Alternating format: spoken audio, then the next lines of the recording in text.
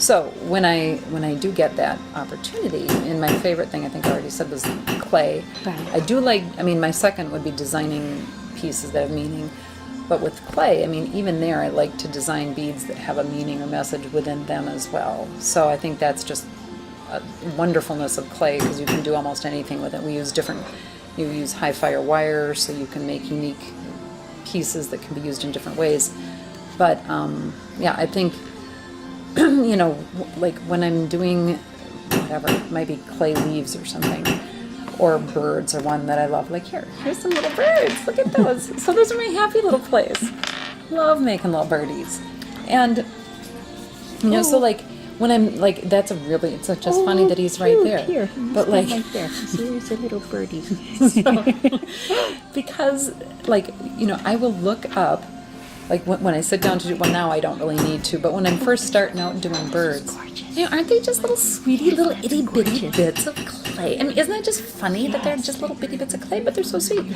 But like, you know, I will look up in a bird book, you know, like, okay, here's some pictures of birds. When I glaze, I'll look at it again to kind of get senses of colors that I want to do. But when I'm looking for shape, I'll look at just bird shapes and look at them in different, or just, you know how it is now, you can just Google bird images and see a million different birds. And just sort of study what is the form, and then how can I make that form efficiently out of clay.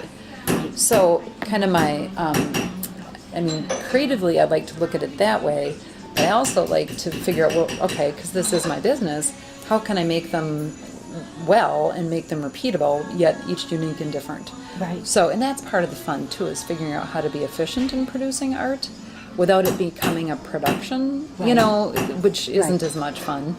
But birds will never be production because they're all unique and sweet and special.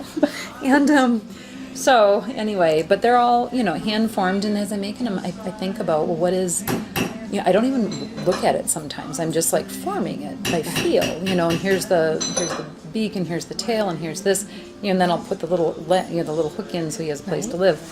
But sometimes, like, I'll be working with a piece and it just won't work, and then I'll make a fish, and it's like, oh, that's because that piece of clay was a fish. I was trying to make it into a bird, but it wasn't a bird, you know, it was fish, or it was something else. It was a little ball, or because sometimes it just needs to be a little ball with a hole, and you just put it aside and you move on to the next piece.